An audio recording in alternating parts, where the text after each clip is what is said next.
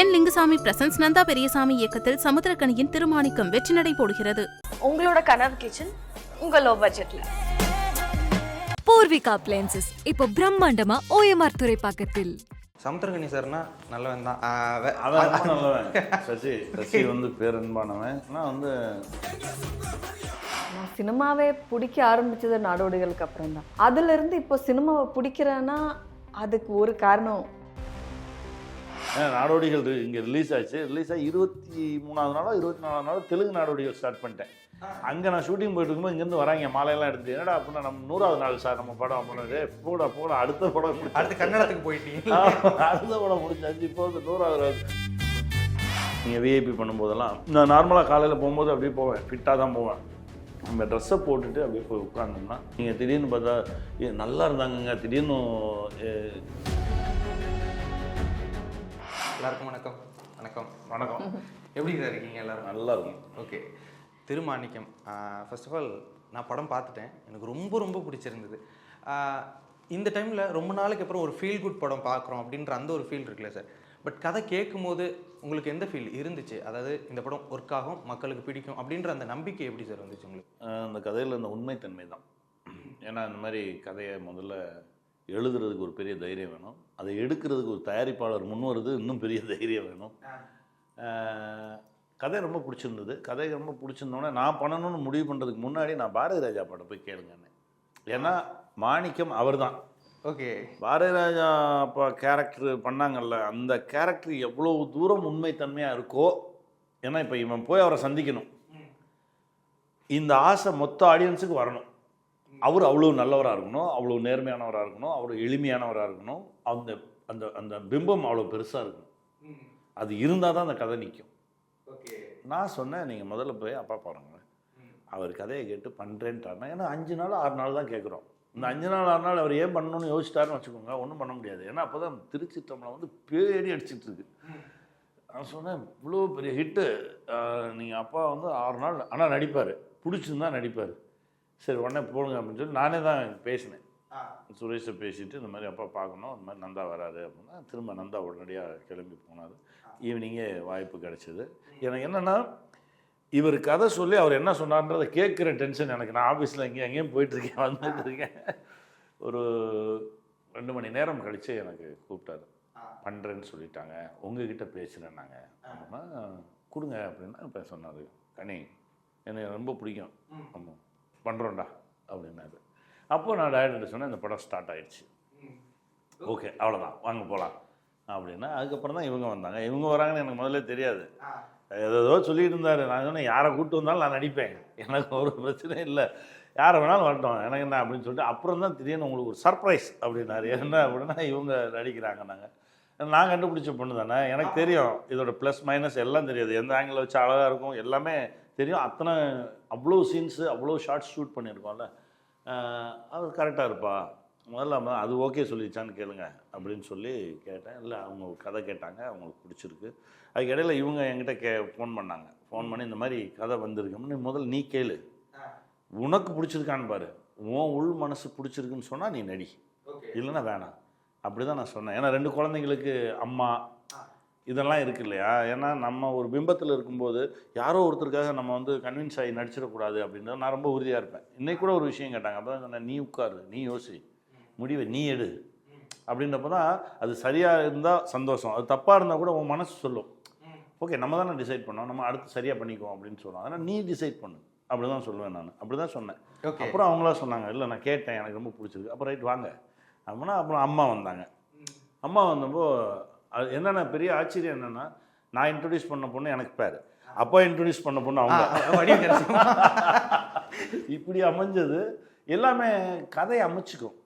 அதுதான் அந்த மாணிக்கம் பண்ணது. ஒரு நல்ல கதை அதுவாக அமைச்சிக்கும், அதுவாக ஆளை தேடி கொண்டு வரும். இவன் அப்படி தான் வந்தான். எனக்கு இவனை பார்த்தா ரொம்ப, எனக்கு மணிகண்டனை பார்க்குற மாதிரியே இருக்கும் இவனை பார்த்தா. ஏன்னா மணி என் பையன் நான் நடிச்சிருக்கேன். மணி எனக்கு ரொம்ப பிடிக்கும்.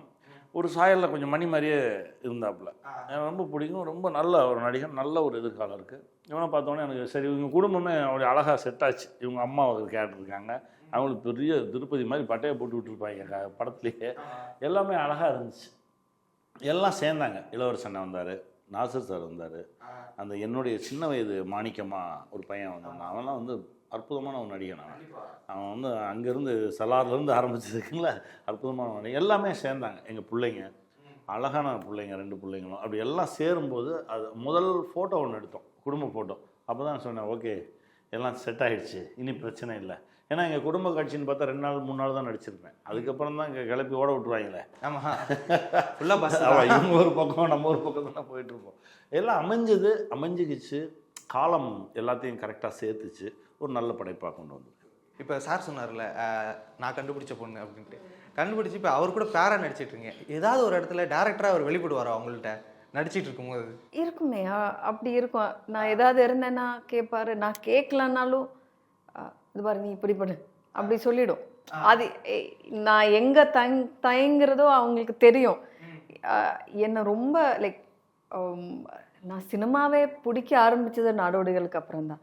ஸோ அவ்வளோ லைக் என்ன சொல்கிறது, ரொம்ப கிளியராக இருந்த ஒரு மனசு எனக்கு. எந்த மாதிரி அந்த மாதிரி சினிமா எதுவுமே இல்லை. அதுலேருந்து இப்போ சினிமாவை பிடிக்கிறேன்னா அதுக்கு ஒரு காரணம் ஒன்லி கணேஷ் சார். அது எப்போவுமே நான் சொல்லுவாங்க. ஸோ எனக்கு எங்கே மிஸ் ஆகுதோ ஹில் கிவ் மீ. அது தெரிஞ்சிடும்ல, தெரிஞ்சிடும். அது வந்து இதுலேயே பண்ணிக்குவோம். அதே மாதிரி அவனும் அந்த அண்ணனே நீ இது பண்ணுறான், நான் இங்கே வாடா இப்படி போடா அப்படின்னு. அது எங்களுக்குள்ள ஒரு சின்ன ஒரு அலைன்மெண்ட்டு இதுதான். அதுக்கப்புறம் இயக்குனர் வந்தாருன்னா அவர் சீர்வார், அவர் ஒரு பக்கம். அப்புறம் வந்து எப்படின்னா எக்ஸ்ட்ரீம் எமோஷன். அவர் அழுகுதுன்னா அழுது உருண்டுருவார். அவர் வேற மாதிரி ஒரு எமோஷன். அதே மாதிரி சீன்ஸ் எல்லாத்தையுமே ஆடியோவில் அனுப்பிச்சிடுவார். நாங்கள் அதை கேட்டாலே போதும். ஆடியோவில்? ஆமாம், எனக்கெல்லாம் ஆடியோ நோட் வரும். அண்ணா கிளைமேக்ஸ்னா அப்படின்னு சொல்லி அவர் பேசியிருப்பார். நான் தான் சொல்லுவேன், எப்போவுமே நான் வந்து டைரக்டர் ஆக்டர்ன்றெல்லாம் மறந்துடுவேன். ஒரு க்ளீன் ஸ்லேட்டாக போவேன். அப்போ தான் அவங்க எழுதுகிற கவிதை எழுத முடியும். இது நந்தாவுடைய கவிதை, நம்ம ரூபத்தில் அவர் வெளியே கொண்டு போகிறார், அவ்வளோதான். இதில் அங்கே போய் நம் கருத்தோ இதையோ அதை செய்யுங்க அதெல்லாம் இருக்கவே இருக்காது. நம்ம க்ளீனாக போனால் அவங்க கவிதை ஒன்று நம்ம மேலே நம்மளை வச்சு டிசைன் பண்ணுவாங்க. அந்த டிசைன் புதுசாக தெரியும். அப்படி தான் நான் பாட்டுக்கு அப்படி தான் தெரியுவேன். இப்போது இவ்வளோ பெரிய கேரக்டர்ஸ், அமுத்திரக்கனி சாராக இருக்கட்டும், பாரதிராஜா அவர்களாக இருக்கட்டும், எல்லா சீனியர் ஆக்டர்ஸ்க்குமே பெரிய கேரக்டர்ஸ் இருக்கிறது அப்படிங்கிறத தாண்டி உங்களுக்கு வந்துட்டு பெரிய கேரக்டர் பார்க்கும்போது யார் அப்படின்ற மாதிரி ஒரு இரிட்டேட்டிங். முக்கியமாக அந்த வண்டி ரிப்பேர் பண்ணிட்டு இருக்கோம், ஃபோன் வந்து இரு அந்த ஆள் அப்படின்னு சொல்லிட்டு கிளம்பி போகிறதா இருக்கட்டும், அடிச்சு தூக்கிட்டு வரேன் அப்படின்னு சொல்கிறதா இருக்கட்டும், இரிட்டேட்டிங் அப்படின்ற மாதிரி இருந்தது. இல்லை இவ்வளோ பெரிய கேரக்டர் நீங்கள் அதை பார்க்கும்போது ஓகே நம்ம இவ்வளோ பெருசாக ரெஜிஸ்டர் ஆகும்னு சொல்லி நீங்கள் நம்புனீங்களா படம் எடுக்கும்போது? இல்லை, ஆக்சுவலாக அதெல்லாம் தாண்டி அதெல்லாம் செகண்டரி. ஓகேங்க, என்னுடைய கேரக்டர் ஒரு மிகப்பெரிய ஒரு இடத்துக்கு வருமா அதெல்லாம் செகண்டரி. ஓகேங்களா, இந்த மாதிரி ஒரு ஸ்கிரிப்ட் இந்த மாதிரி ஒரு படத்தில் நடிக்கணுன்றதே ஒரு பெரிய ஒரு விஷயம். பிகாஸ் இது வந்து ஒரு பியூரஸ்டான ஒரு ஃபார்ம்னு சொல்லுவாங்களே. இப்போ நிறைய நம்ம ஒரு 1000கணக்கான படங்கள் பண்ணலாம். பட் ஒரு சில படங்கள் வந்து நம்ம மனசுக்கு வந்து ஆத்மார்த்தமாக அது நெருங்கியதாக இருக்கும். அந்த மாதிரி ஒரு படம் இது. இந்த படத்தில் பண்ணுறதே ஒரு மிகப்பெரிய ஒரு விஷயம். அது மட்டும் இல்லாமல் பார்த்தீங்கன்னா, நான் வந்து ஷூட்டிங் ஸ்பாட்லலாம் நான் வந்து சார் கேட்டே ஆகட்டும் மேம்பியில் நிறைய பேசிக்கலாம் மாட்டோம் நான். பிகாஸ் நான் வந்து ரசிச்சுக்கிட்டே இருப்பேன் தூரத்துலேருந்து. பிகாஸ் நான் எதுக்காக சொல்கிறேன்னா, சாரெல்லாம் பார்த்தீங்கன்னா எனக்கு உண்மையாகவே சொல்கிறேன், ஒரு எல்லா நடிகரும் பார்த்தா அந்த ஒரு ஃபீல் வராது, புரியுதுங்களா? எனக்கு இவர் பார்க்கும்போதெல்லாம் ஒரு அப்பா ஃபீல் தான் வரும். என்னென்னா, சினிமாக்குள்ளே வந்து நாமளும் இந்த மாதிரியெல்லாம் ஒன்று பண்ணணும் அப்படின்னு சார் எனக்கு மிகப்பெரிய ஒரு இன்ஸ்பிரேஷன். அவர் நடித்த அப்பா படமாகட்டும், புரியுதுங்களா, சாட்டை படமாகட்டும், அதிலெல்லாம் பார்த்தீங்கன்னா மற்றவங்களெல்லாம் விட்டு தள்ளுங்க, பெரிய பெரிய ஸ்டார்ஸ் அதெல்லாம் தாண்டி சார் ஒன்று சொல்கிறாரு இல்லைங்களா, அதெல்லாம் பயங்கர இன்ஸ்பிரேஷனாக இருக்கும் எனக்கு. அப்படியே ஒரு தூரத்தில் ரசிச்சுட்டே இருப்பேன். அதெல்லாம் தாண்டி ஒரு சில விஷயங்கள் இருக்குது, புரியுதுங்களா? இப்போ நீங்கள் ஒரு கொஷின் கேட்டிங்கல்ல, மேம் கிட்ட கேட்டிங்க, சார் கூட நடிக்கும் போது அவர் எப்பயாவது டைரக்டராக உணர்ந்துருக்கீங்களா அப்படின்னு. ஒரு செகண்டு கூட ஒரு தடவை கூட நான் அதை பார்த்ததே கிடையாது நான் ஷூட்டில். பிகாஸ் சார் சொன்னார்ல, வேற ஒன்றா மாறுவார். பிகாஸ் அங்கே வந்து டைரக்டர் வேறு ஒருத்தவங்க இருக்காங்க. அங்கே வந்து நம்ம அந்த வேலையை பண்ணக்கூடாது. பண்ணனாக்கா மற்றவங்களுக்கு அது எஃபெக்ட் ஆகும். அது டோட்டலாக மாறி எந்த ஒரு விஷயமா இருந்தாலுமே சின்ன சின்ன விஷயத்த கூட பார்த்தீங்கன்னா அப்படியே சாதாரணமாக நம்ம மேக் அவுட்டே பண்ண முடியாது. இவர் ஒரு டைரக்டராக இருந்து இந்த மாதிரிலாம் அவருடைய ஒரு கருத்தை எடுத்து வந்து அங்கே திணிக்க மாட்டார். அந்த இடத்துல வந்து அந்த ஸ்பேஸ் கொடுப்பாரு டைரக்டருக்கு. சரி, அவங்க என்ன எதிர்பார்க்குறாங்களோ அதை புரிஞ்சுக்க ட்ரை பண்ணுவோம். அதை புரிஞ்சுக்கிட்டு அதை நம்ம டெலிவரி பண்ணால் போதும் அப்படின்றதுல வந்து ரொம்ப ஸ்ட்ராங்காக இருந்தார். அது மட்டும் இல்லாமல் பல விஷயங்கள் பார்த்தீங்கன்னா, இப்போ நான் முதல்ல செட்டுக்குள்ளே ஃபர்ஸ்ட் டே வந்து சார் முன்னர்ந்தே மிகப்பெரிய ஒரு மரியாதை சாருங்க. அது இன்னும் ஒரு வேறு லெவலுக்கு போனது வந்து பார்த்தீங்கன்னா, இப்போ இருக்க நடிகர்கள் ஆகட்டும் நிறைய பேர் பார்த்தீங்கன்னா, அவங்க நடிக்கிறாங்க போனேன் அப்புறம் அங்கே ஒரு ஷார்ட் போயிட்டுருக்கு 1 மணி நேரத்துக்கு மேலே போயிட்டே இருந்தது, புரியுதுங்களா? சேர் போடுறாங்க, பயங்கர வெயிலில் இருக்குது. அந்த இடத்துல கூட இவரை பற்றி யோசிக்காமல் அங்கே ஒரு 15 ஜூனியர் ஆர்டிஸ்ட் இருந்தாங்க. ஏய் அவங்களுக்கு சேரை போடு, நீங்கள் உட்காருங்கம்மா. அவங்க சும்மா அப்படி தான் சொல்லிட்டு இருப்பாங்க, நீங்கள் உட்காருங்க, டைம் ஆகும், கொஞ்சம் உட்காருங்க, அதை லென்ஸ் மாத்திரம் கொஞ்சம் உட்காந்து ரெஸ்ட் பண்ணுங்கள், அவங்களுக்கு ஜூஸ் கொடுங்கன்னு சொன்னாங்க. அந்த ஒரு மனசு இருக்குல்ல, அதுதான் தீர்மானிக்கும். அந்த ஒரு பியூர் சொல் வந்து மற்ற யார் இந்த தமிழ் சினிமாவில் உலக சினிமாலேயே அந்த ஒரு பியூர் சொல் வந்து யாராலையும் இருக்க முடியாது, சாரை தவிர. சார் இப்போ இன்னொரு விஷயம், இப்போ சசிகுமார் சார் அப்படின்னு சொன்னால் அந்த ஃப்ரெண்ட்ஷிப் அப்படின்ற அந்த ஒரு விஷயம் இருக்குல்ல, சமுத்திரக்கனி சார்னா நல்லவன் தான், அவன் ரொம்ப நல்லவன். சசி வந்து பேரன்பானவன். அவன்னா வந்து அவன் இந்த உலகத்திலே பிறக்க வேண்டியவன் இல்லை, அவன் அவ்வளவு நல்லவன். திரு மாணிக்கத்துடைய வேற ஒரு பிம்பம் அவன், அவ்வளவு நல்லவன். அதனால் அவன் கண்ட வழிகளும் நிறையா. இப்போ வாங்க சார், இப்போது இந்த படம் பார்க்கும்போது எல்லாரும் சமுத்திரக்கனி அதாவது மாணிக்கம் பக்கம் நிற்கிறது அப்படின்றத தாண்டி மாணிக்கம் மேலே கோவமும் சில பேர் படுவாங்க. கண்டிப்பாக நிறைய பெண்களுக்கெல்லாம் பயங்கரமாக கோவம் வரும், ஆண்களுக்கும் நிறைய பேர் கோவம் வரும். இது என்னன்னா, நீங்கள் கடைசியில் நம்ம வந்து அந்த அறத்தை பேசி கடைசியில் ஒரு இப்படி இருந்தவனுக்கு என்னெல்லாம் வந்துச்சுன்னு ஒன்று இருக்குல்ல, அது வர்ற வரைக்கும் கோவம் இருக்கும். இது வந்து சாதாரண விஷயம் கிடையாது. இது வந்து பார்க்குறதுக்கு வந்து எளிமை, உண்மை, நேர்மைன்னு பேசிடலாம். ஆனால் நம்மை சுற்றி இருக்கவங்கள கடந்து கொஞ்சம் நேரம் நேர்மையாக இருக்கிறது இருக்குது பாருங்கள், அதில் இருக்க மாதிரி. ஏன்னா பல பேர் பல பிரச்சனைகளை மாட்டிக்குவான், நீங்கள் கவனித்து பார்த்தீங்கன்னா தெரியும். அதனால தான் நான் நேற்று பேசும்போது கூட சொன்னேன், அவன் ரொம்ப உண்மையாக இருக்கான்டா, அவன் பின்னாடி போய் அதை ஏதாவது சிக்கல் இழுத்து விட்டுருவாங்க. ஏன்னா இப்போ நம்ம ஒரு இடத்துக்கு போகிறோம், ஒரு ஒரு ஒரு பெரிய தர்மத்தை மீறி ஒரு தப்பு நடந்துக்கிட்டு இருக்கு, ஆனால் நம்ம அப்படியே தான் இருப்போம். ஏன்னா இங்கே நமக்கு வேற ஒரு வேலை இருக்கும், நம்ம அங்கே போய் தலையை கொடுத்தோன்னா வேறு பக்கம் கூப்பிட்டு போயிடுவாங்க. ஸோ நமக்கு அதை விட இது முக்கியமாக இருக்கும். மனைவிக்கு மருத்துவமனைன்னு வச்சுக்கோங்களேன், நீங்கள் மருத்துவமனைக்கு போவீங்களா, தர்மத்தை போய் பார்த்து பேசிக்கிட்டு இருப்பீங்களா?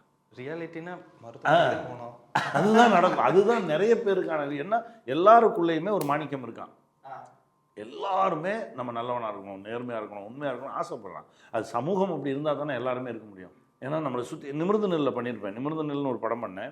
அதோட விஷயமே என்னென்னா, எனக்கு 18 வயசு வரைக்கும் உண்மையாரு, நேர்மையாரு, தப்பு பண்ணாத, பிற மனிதர்களை நேசி எல்லாம் சொன்னீங்க. வெளியே சமூகத்துக்குள்ளே விட்டவுடனே எல்லாமே தப்பாக இருக்கு. எனக்கு இந்த சொசைட்டியில் வாழ தானே நீ கற்றுக் கொடுத்துருக்கணும், பள்ளிக்கூடத்தில் இதை தானே நீ சொல்லணும். நான் ரெட் சிக்னல் போடும்போது நான் நிற்கிறேன், பின்னாடி ஒருத்தன் ஆம் நடிக்கிறான், போடா அப்படின்றான். இல்லைங்க ரெட்டுனா என்ன, போ, நான் போகணுன்றான். வேறு வழி இல்லாமல் நம்ம கடந்து போக வேண்டியதாக இருக்குது. அப்போ இவன் என்ன சொல்கிறான்னா, எனக்கு நீ அதை தானே கற்றுக் கொடுத்துருக்கணும், ரெட்டு போட்டால் போ, நீ அதை சொல்லிக் கொடுக்காம ரெட்டு போட்டால் நில்லுன்னு எனக்கு சொல்லிக் கொடுத்துட்ட, நான் நிற்கிறேன், என்ன ஒருத்தன் விட மாட்டேன்றானே. இதுதான் சமூகம். நீங்கள் எஜுகேட் பண்ணால் எல்லாருக்கும் பண்ணணும். இப்போ ஒன்றும் இல்லை, ஒரு சாதாரண விஷயம் சொல்கிறேன், அதே அந்த விஷயத்துக்கு வரேன். நைட் 2 மணி நான் வந்து சிங்கப்பூரில் இருக்கேன். சிங்கப்பூரில் இருக்கும்போது நைட் 2 மணி சிக்னலில் கார் அப்படியே நிறுத்திட்டு நண்பர் அப்படியே என்ன போக வேண்டியதானே அப்படின்னேன். அது இப்போ உங்கள் ஊர் வழக்கம் கொண்டு வந்து நீங்கள் அதெல்லாம் போக மாட்டேன் நான். என்னன்னா அந்த லைசன்ஸ் வாங்குறதுக்கு நான் பட்ட கஷ்டம் இருக்குல்ல. இப்போ நான் போவேன், ஒரு கிளிக் எடுத்துச்சு அப்படின்னா என் லைசன்ஸில் ஒரு டாட் வரும். இந்த மாதிரி 3 டாட் வந்தால் நான் லைஃப் லாங் வண்டி ஓட்ட முடியாது. நான் வண்டி ஓட்டினா குற்றம், அது கிரைம், என்னை உள்ள தூக்கி வச்சுருவாங்க. அப்போ நான் எப்படி வண்டி ஓட்டுவேன்? நான் கரெக்டாக ஒழுக்கமாக 2 மணி நைட் 2 மணி ஆனாலும் ஒழுக்கமாக நிற்கிறேன். ஆமாம், இதை விட இன்னொரு விஷயம் சொன்னேன், என் மனைவிக்கு நான் வந்து ஃபெராரி வாங்கி தரப்போகிறேன் அப்படின்னா. அப்படியா? ஆமாம், என் ஹஸ்பண்ட் சொல்லிட்டாரு அப்படின்னு. அவங்க வேறு என்னங்க என்ன சொன்னேன், இல்லை நீ லைசன்ஸ் வாங்கிட்டேன்னா ஃபெராரி வாங்கி தரேன்ட்டாரு. 10 வாட்டி அட்டன் பண்ணியிருக்கிறாங்க சகோதரி, 10 வாட்டியும் மாட்டிக்குது. அது எப்படின்னா, அந்த லைசன்ஸ் எப்படின்னா, நீங்கள் சிஏ மாதிரி நீங்கள் வந்து அதில் 11 எக்ஸாம் ஏதோ இருக்குது, 10 பாஸ் பண்ணி 11 ஃபெயில் ஆனாலும் 11 திரும்ப எழுதணும். இப்போ செகண்ட் டைம் போகும்போது 3வது போயிடுது, தேர்ட் டைம் வரும்போது 9வது போயிடுது, அப்புறம் 10 போயிடுது. இப்போ வரைக்கும் அவங்க நான் லைசன்ஸ் எடுக்கிறேன், அந்த ஃபெராரியை வாங்குறேன், முடிஞ்சா எடுத்துகிட்டு வாங்க, நான் அவ்வளோ ஆயிடுறேன்றாரு. என்னன்னா அது வந்து அவ்வளவு கடினம் அப்படின்றது இருந்தால்தான் இங்கே ஒழுக்கம் வரும். அதே மாதிரி ஒரு குற்றம் செய்தால் நம்ம தண்டனை அனுபவிச்சு ஆகும். என்னைக்கு இருந்தாலும் மாட்டிக்கோன்ற ஒரு பயம் இருந்துச்சுன்னு வச்சுக்கோங்க, குற்றம் நடக்கவே நடக்காது. நம்ம தப்பிச்சு போனால் நம்ம பிள்ளைங்க மாட்டிக்குவாங்கன்னு இன்னும் கொஞ்சம் பயம் இருந்துச்சுன்னு வச்சுக்கோங்க, சத்தியமாக தப்பே பண்ண மாட்டான், ஊழல் நடக்காது.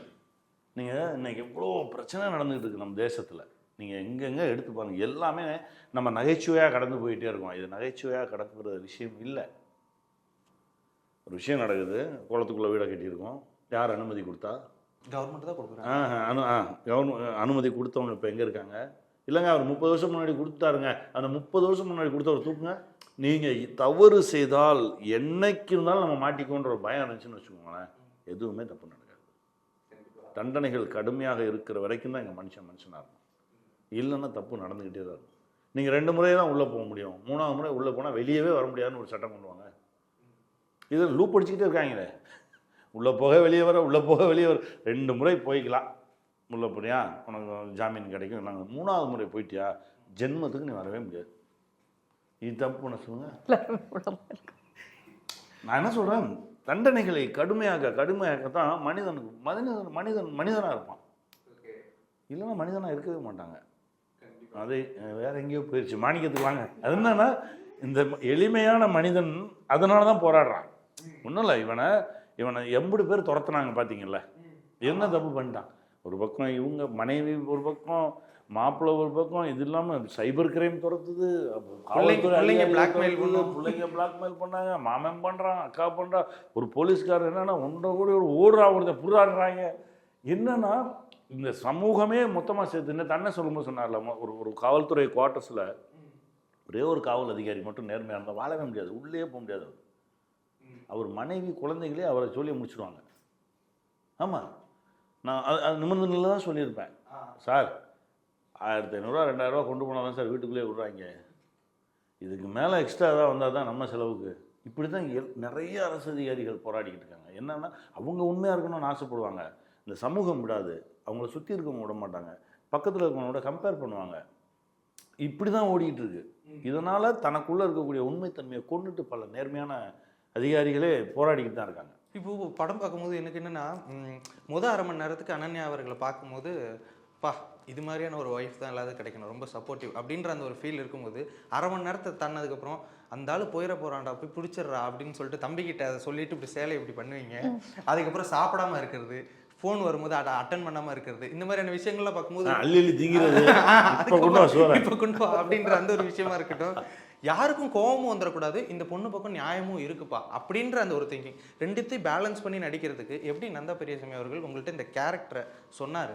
அதான் இப்போ சார் முன்னாடி சொன்ன மாதிரி நந்தா சார் அவரோட வாய்ஸ் நோட் அனுப்பாரு, அதிலே நமக்கு அவரே நடிச்சுட்டு தான் வாய்ஸ் அனுப்புகிறாங்க, அதிலே நமக்கு ஃபீல் கிடைச்சிடும். திருப்பி ஷார்ட்டுக்கு லொக்கேஷன் வந்தேன்னா ஸ்பாட்டுக்கு வந்தால் கூட இதே ரிப்பீட் நேர்லே நான் பார்க்குறாங்க, இதுதான் இப்படி தான் அவரோட மனசில் இருக்கிற அந்த சுமதியோட கேரக்டர் அப்படியே அவரே காமிக்கார், லைக் ஹிஸ் வேர்ஷன், அதிலே நமக்கு புரிஞ்சிடும்ல. அண்ட் சுமதிக்கு அவர் சொல்கிறதுலெல்லாம் அவருக்கு ஒரு நேர்மை இருக்குது. She is not asking for something else. அவருக்கு இருக்கிற நிஜமான ஒரு இது ஃபீல் தான் கேரக்டர் அவருக்கு சொல்கிறாங்கல்ல, மாணிக்கத்தோடு சொல்கிறாங்க. ஸோ அது ஜஸ்ட் ஒரு என்ன சொல்கிறது, understanding between an artist and the director point of view. அது கிடைச்சா அது ஐ திங்க் அது என்னை பொறுத்த வரைக்கும் நான் ஒரு டைரக்டரோட ஆக்டர், என்கிட்ட ஒரு ஸ்கிரிப்ட் கொடுத்து நடின்னு சொன்னேன்னா அது வராது எனக்கு. I don't know. இல்லை அப்படிதான் தமிழை இவங்கள தான் பேச சொன்னேன், டப்பிங்க அவங்க தான் பேசணும். ஓகே, அவங்க தான் பேசியிருப்பாங்க அந்த படத்துக்கு. ஓ, இப்போ பேசுறது நந்தா அதெல்லாம் வந்து உட்காந்து கட்டமையா அதெல்லாம் வந்து நீங்க பேசுங்க, நான் எப்படி இருந்தாலும் எடுத்துட்டு வந்துடுவேன் அப்படின்னு. அது அவ்வளோ உழைப்பார் நந்தாவோட உழைப்பு வந்து அபரிமிதமானது இந்த படத்துக்கு. என்னை பொறுத்த வரைக்கும் நான் சார் கிட்ட சொன்னேன், சார் நான் ஃபர்ஸ்டா மலையாளம் படம் பண்ணதுக்கு அப்புறம் தான் தமிழ்ல படம் பண்றாங்க, ஆனா நான் ஃபர்ஸ்டா நீங்க தான் பேசுனீங்க. அதான் அப்பதான் ஃபர்ஸ்ட் டப்பிங்கே நான் வந்து டப்பிங் ஸ்டுடியோக்குள்ள போறதே தமிழ் படத்துக்காக தான், நாடோடிகளுக்காக தான். ஸோ அதுக்கு எனக்கு ட்ரைனிங் கொடுத்தது கனி சாரும். அது ஆக்சுவலாக ரொம்ப சூப்பராக இருக்கும்ல, நாடோடிகள்லாம் ரொம்ப ஃபாஸ்ட்டாக பேசுவீங்க, என்னமாமா அப்படின்னு சொல்லிட்டு அந்த மாதிரியான விஷயங்கள் ஏகப்பட்ட விஷயங்கள் க்யூட்டாக இருக்கும். இப்போ ஒவ்வொரு டேரக்டருக்குமே ஏதோ ஒரு சில விஷயங்கள் ஸ்பெசிஃபிக்காக இருக்கும்ல. இப்போ எனக்கு ரொம்ப புதுசாக இருந்தது, இப்போ நீங்கள் சொல்லும் போது நந்தா பெரியசாமி அவர்கள் ஆடியோவில் வந்துட்டு ஒரு விஷயத்த சொல்லுவார். சமுத்திரகனி சார் ஸ்பெஷலாக அந்த மாதிரி என்ன விஷயங்கள் வச்சிருக்காரு ஆக்டிங் சொல்லி தரதுக்கு, டப்பிங்கில் அந்த விஷயங்கள்லாம்? எனக்கு நாடோடிகள் டைமில் ஒரு விஷயம் சொல்கிறேன், அந்த சீன் இருக்குல்ல அலறுது, அழுறது லாஸ்ட் வந்து இந்த கல்யாணம் நடக்காதுன்னு அப்பா வந்து திட்டிட்டு தூக்குல இருக்காங்க. தொங்குவாரு இறக்கி தூங்குறாரு. விட்டு, ஓ, அப்பா நான் ரொம்ப சென்சிட்டிவ் நான் ரொம்ப ஜோலியா இருந்த ஒரு ஒரு லொக்கேஷன்ல வந்து டக்குன்னு பார்த்தேன்னா கனி சார் வந்து பேசுறது இல்ல, ஏதோ என்னை பார்த்து உட்காரு சொல்லி அப்படி போயிட்டேன். பட் எனக்கு ஃபீல் ஆயிடுச்சு, ஐயோ இந்த என்ன ஆச்சு, ஏன் எல்லாருமே ஒரு மாதிரி எல்லாருமே என்கிட்ட பிஹேவ் பண்றாரு. இதெல்லாம் தாண்டி சசி சார் வந்தப்போ கூட லைக் அவரும் ஒரு மாதிரி நம்மளை, எனக்கு ரொம்ப டென்ஷன் ஆச்சு. அதுலேருந்து feel start. I don't know to act அந்த டைமில். இவர் என்ன சொல்லி கொடுக்குறதோ அது நடிக்கிறாங்க, அவ்வளோதான். ஸோ அந்த ஒரு ஒரு ஒரு connection he started giving me the hint, இப்படி வரணும் மூடுன்னு. அது அப்போ இனிஷியல். இப்போ அது வேண்டாம். இப்போ நமக்கு அந்த கதை கேட்டு இப்போ கதை டைரக்டர் நரேட் பண்ணுற டைமில் வந்து ஹிஸ் ஃபீலிங்ஸ் இல்லைன்னா அவருக்கு சொல்லி கொடுக்குற ஒரு ஒரு தன்மைத்தம் இல்லை, அதில் வந்து வில் கெட். அதில் தான் அது நான் நேற்று ஒரு இதில் சொன்ன மாதிரி வாட் நந்தா சார் எனக்கு சொல்லி கொடுத்தோ அதை நான் பண்ணி வச்சுருக்கேன். அது என்ன I think I tried my level best, I think so. Maximum நான் கொடுத்துருக்கேன். அவருக்கு ஒரு பயங்கரமான ஒரு சூப்பரான ஒரு ட்ரிக் ஒன்று இருக்குது. என்ன பண்ணுவார்னா, அவர் அந்த ஆடியோ இருக்குல்ல, அந்த சாங் எடுத்துகிட்டு வந்து ஒரு ஷூட்டுக்கு, அந்த இடத்துல அந்த எமோஷன் வந்து அவர் இதெல்லாம் கேட்டாலாம் வாங்கவே மாட்டாருங்க. அந்த சாங் ப்ளே பண்ண உடனே இருக்கிற மொத்த கூட்டமும் அழுவான். அப்படி ஒரு லைக் அந்த சாங்கை உருக வச்சிடும் நம்மள. அவ்வளோ ஒரு இரும்பு மாதிரி இருக்கிற ஒரு மனுஷனை கூட கதற வச்சிடும். அந்த சாங்கை ப்ளே பண்ணிவிட்டு அவர் அந்த ஆக்ஷனை அப்படி சொல்லும் போது அந்த சாங்கை தான் ப்ளே பண்ணுவார். அது கேட்கும் போது ஆட்டோமேட்டிக்காக அந்த மூடு என்ன ஆகுதுன்னா, அந்த எல்லா எந்த டிஸ்ட்ராக்ஷனில் யார் இருந்தாலுமே அந்த மூடுக்கு அவங்கள கொண்டு வந்துடும். ஸோ அது வந்து நடிகர்கள் மட்டும் கிடையாது. எங்கள் ஷூட்டுக்கப்போ நான் நல்லா எனக்கு ஞாபகம் இருக்குது. ஒரு பக்கம் பார்த்தீங்கன்னா அந்த மூடாகவே வைக்கிறோம், எல்லா ஆர்டிஸ்ட்டுக்குமே நான் நடிச்சிட்ருக்கோம். அட் த சேம் டைம் பார்த்தீங்கன்னா ஒரு பக்கம் கேமராமேன், இன்னொரு பக்கம் அவர் அந்த ஷார்ட் அந்த ஆக்ஷன்னு சொல்லிட்டு அவரு கூட சேர்ந்து அழுவார். அவரால் கட்டுப்படுத்த முடியாது. நந்தா சாரும் அழுவார். அது அந்த சாங் கேட்கும் போதெல்லாமே பார்த்தீங்கன்னா அவர் கண்ணில் தண்ணி வந்துகிட்டே இருக்கும். So it's a easy way to like pull the tears out. அதை வந்து ஆனால் தட் இஸ் நாட் ஈஸி. அது நமக்கும் அது ஃபீல் ஆகணும், அப்போ தான் வரும். நீங்கள் சம்டைம்ஸ் அந்த பாட்டு கேட்டால் உங்களுக்கு எதுவும் ஆகாது, அழ வராது, எந்த எமோஷனும் வராது. ஆனால் அதுக்குள்ளே போனாதான், லைக் அந்த கதைக்குள்ளே போனாதான் will get, I think so. யானை வரும் பார்த்தீங்களா, யானை யானை சீனா. ஆமாம், திடீர்னு பார்த்தா பல யானைகள் கத்துது. அதை எங்கேயோ ராத்திரி பூரா உட்காந்து யானை பிளிரும் சத்தங்களை எல்லாம் எடுத்து அந்த எஃபெக்ட் போட்டு தான் இவர் ஒரு சவுண்டை ரெடி பண்ணி, நான் காலையில் உட்காந்துருக்கேன் கேமரா ரெடி ஸ்டார்ட் கேமரா, அப்புறம் திடீர்னு பார்த்தா என்னடா உண்மையாக கூட்டு வந்து விட்டீங்களா, அந்த மாதிரியெல்லாம் பண்ணுவார். அவரே இசையை வாயாலே இசை போட்டுக்குவார். திடீர்னு பார்த்தா ஒரு தன்னானா போடுவார், போட்டு தான் கட் அப்படின்பார். ஒரு பெரிய உழைப்பாளி. அவர் வந்து பெரிய உழைப்பாளி, நிறைய படிப்பாளி, நிறைய படிச்சிருக்காரு மனுஷன். அந்த படைப்பு அவருக்கு வந்து எல்லாத்தையும் கொடுக்கணும், அதுதான் என்னுடைய ஆசை. என்னென்னா நந்தாவை நான் நிறைய கடந்து வந்திருக்கேன். நந்தா ஒரு சிலரோட உழைப்புக்கு காலம் கொஞ்சம் தாமதமாக தான் கொடுக்கும். ஏன்னா காலம் அனுமதிக்கணும், காலம் அனுமதிச்சா தான் எல்லாமே நடக்கும். நந்தாவுக்கு அது வந்துருச்சுன்னு நினைக்கிறேன். ஏன்னா நான் எப்போவுமே பெருசாலாம் ஆசைப்பட்டதும் இல்லை, நான் எதையும் பெருசாக எதிர்பார்க்கவும் மாட்டேன். நான் என் வேலையை செஞ்சுட்டு போயிட்டே இருப்பேன். ஏன்னா நாடோடிகள் இங்கே ரிலீஸ் ஆச்சு. ரிலீஸ் ஆகி 23ஆவது நாளோ 24ஆவது நாளோ தெலுங்கு நாடோடிகள் ஸ்டார்ட் பண்ணிட்டேன். அங்கே நான் ஷூட்டிங் போயிட்டு இருக்கும்போது இங்கேருந்து வராங்க மாலையெல்லாம் எடுத்துகிட்டு, என்னடா அப்படின்னா நம்ம 100ஆவது நாள் சார் நம்ம படம் அப்படின்னாரு. போட அடுத்த படம் அடுத்து கன்னடத்துக்கு போயிட்டீங்க, அடுத்த படம் முடிஞ்சாச்சு. இப்போ வந்து 100ஆவது நாள் நான் கடந்து போயிடுவேன். எனக்கு வந்து என்னென்னா வாங்கின அட்டி எப்படி, அதனால் எனக்கு வெற்றி தோல்வி எதுவுமே பாதிக்காது, நான் போயிடுவேன். ஆனால் அந்த மனுஷன் எதையுமே என்ஜாய் பண்ணல. இந்த படத்தின் மூலமாக அவர் ஒரு பெரிய மகிழ்ச்சியை பார்க்கணும் அப்படின்றது எனக்கு ஒரு பெரிய ஆசை. சார், இப்போ நீங்கள் 2 பேருமே அந்த ஸ்டீரியோ டைப்ஸ், இப்போ நீங்கள் இதில் உடைக்கிறீங்க அப்படின்னு அந்த ஒரு விஷயம் இருக்குல்ல, டக்குன்னு வந்துட்டு ஒரு ஹீரோயினாக பண்ணிகிட்டு இருக்கும்போது ஒரு 2 குழந்தைங்களுக்கு அம்மா அப்படின்ற அந்த ஒரு ஸ்டீரியோ டைப்பாக இருக்கட்டும். நீங்கள் சார் தனுஷ் சாருக்கு வில்லனாகவும் பண்ணுவீங்க, திடீர்னு தனுஷ் சாருக்கு அப்பாவும் பண்ணுவீங்க, திடீர்னு வயசான ஒரு கேரக்டர் ஒன்று பண்ணுவீங்க, இறங்கி வந்துட்டு ஒரு லீடாகவும் ஒரு விஷயம் பண்ணுறீங்க. எப்படி சார் இந்த ஸ்டீரியோ டைப்ஸ், நான் இப்போ என்ன பண்ணாலும் இப்போ மக்களை நான் ஏற்றுக்க வச்சிருவேன் அப்படின்ற அந்த ஒரு மனப்பான்மை எப்படி சார்? நான் இயக்குநர்களை நம்புறது தான், அப்புறம் என்ன நம்புவேன். எப்படின்னா இப்போ ஒரு போலீஸ் ஆஃபீஸராக நடிக்கிறேன் அப்படின்னா நான் முதல்ல நான் தயாராகணும். நான் தயாராகி உள்ளே இருக்கிறவன் சரி ரைட் போகலாம் அப்படின்னா தான் ஷூட்டிங் போவேன், இல்லைன்னா போகவே மாட்டேன். என்னென்னா நீங்கள் அந்த உடை போடுவதற்கே நம்ம தயாராகணும். சும்மாலாம் போட்டுற முடியாது போலீஸ் யூனிஃபார்மை. அதுக்கு ரொம்ப லாயலாக இருக்கணும், ஒர்க் அவுட் பண்ணணும், அவ்வளோ தூரம் நின்னா தான் அந்த மாதிரி ஒவ்வொரு கேரக்டருக்கும் நான் தயாராவேன். தயாராகிறது அப்படின்றது வந்து அது சம்மந்தமான பெரிய ரிசர்ச் பண்ணுறது அதெல்லாம் கிடையாது. மனசு ரீதியாக இதை நம்ம தாங்குவோமா?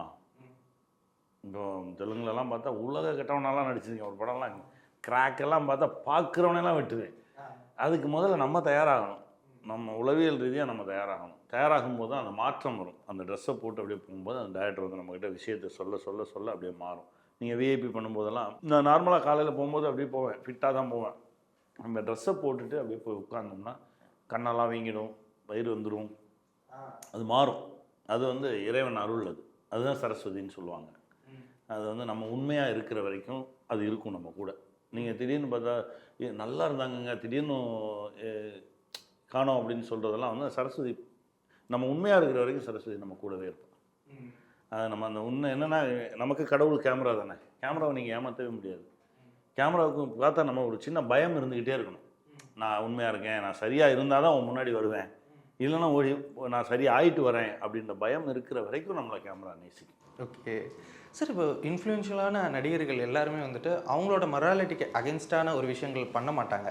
இப்போது சமுத்திரக்கனி அவர்கள்னா ஒரு நல்ல இமேஜ் இருக்குல்ல. இப்போ நிமிர்ந்து நில்ல ஒரு விஷயத்துக்கு அகென்ஸ்டாக நீங்கள் பேசுகிறீங்க, கேள்வி கேட்குற இடத்துல நீங்கள் இருக்கும்போது இந்தியன் 2ல் பதில் சொல்கிற இடத்துக்கு வந்துடுறீங்க. இந்த மாதிரி உங்களோட மொராலிட்டிக்கு அகென்ஸ்டாக சில விஷயங்கள் போகும்போது இப்போ மக்கள் நம்மளை எப்படி தான் பார்க்க போகிறாங்க அப்படின்ற அந்த ஒரு கேள்வி அவங்களுக்கு தெரியும். அவங்களுக்கு தெரியும் எது நிஜம் எது நடிப்பு, அவங்களுக்கு தெரியும். ஏன்னா அந்த உண்மைத்தன்மை இருக்குல்ல, அது அவங்க நம்மளை பார்க்குறாங்கல்ல, அவங்களுக்கு தெரியும். நம்மளை விட நம்ம பக்கத்தில் இருக்கிறவங்கள விட அவங்க நம்மளை அதிகமாக கவனிச்சிக்கிட்டே இருக்காங்க, அதனால் அவங்களுக்கு தெரியும். தம்பிராமையா சார் எங்கே போனாலும் அந்த ஒரு சில காம்போ வந்தால் டக்குன்னு தேட்டரில் நமக்கு ஒரு ஹைப் மூமெண்ட் வரும்ல, அவர் வர அந்த கொஞ்ச நேரம் எங்களுக்கு ரொம்ப சூப்பராக இருந்தது. கலக்குவார். இப்போ ராஜா கிளி வருது 27ஆம் தேதி, அண்ணனோடு நான் காம்போ பண்ணியிருக்கேன். அதுவும் வந்து அற்புதமான ஒரு படைப்பு. நானும் அண்ணனும் சேர்ந்து ஒரு 10 படம் பண்ணுவோனே அப்படின்னு சொல்லி பேசினோம். ஆல்மோஸ்ட் நடிப்பாக நிறையா நடிச்சிட்டோம். அந்த நம்ம சாட்டை அப்பா இந்த தளத்தில் இப்போ 5வது படம் வந்திருக்கோம். இன்னும் 5 படம் இருக்குது. அண்ணனோட இருந்தால் அது வேறையாக இருக்கும். அந்த இடமே அப்படி ஒரு வைப்ரேஷனாக இருக்கும், பேரன்பாக இருக்கும். அது அண்ணனுடைய சக்தி அது. Okay sir. சார் நிறைய விஷயங்கள் பகிர்ந்துக்கிட்டீங்க எல்லாரும். இந்த திருமாணிக்கம் திரைப்படம் வந்து மிகப்பெரிய வரவேற்பை பெறணும் அப்படின்னு சொல்லிட்டு சினிஉலகம் சார் வாழ்த்துக்கள் தெரிவிச்சுக்கிறேன். நன்றி, வணக்கம். என் லிங்குசாமி பிரசன்ஸ் நந்தா பெரியசாமி இயக்கத்தில் சமுத்திரக்கனியின் திருமாணிக்கம் வெற்றி நடை போடுகிறது. உங்களோட கனவு கிச்சன் உங்க லோ பட்ஜெட்ல. பூர்விகா அப்ளையன்சஸ் இப்போ பிரம்மாண்டமா OMR துறைப்பாக்கத்தில்.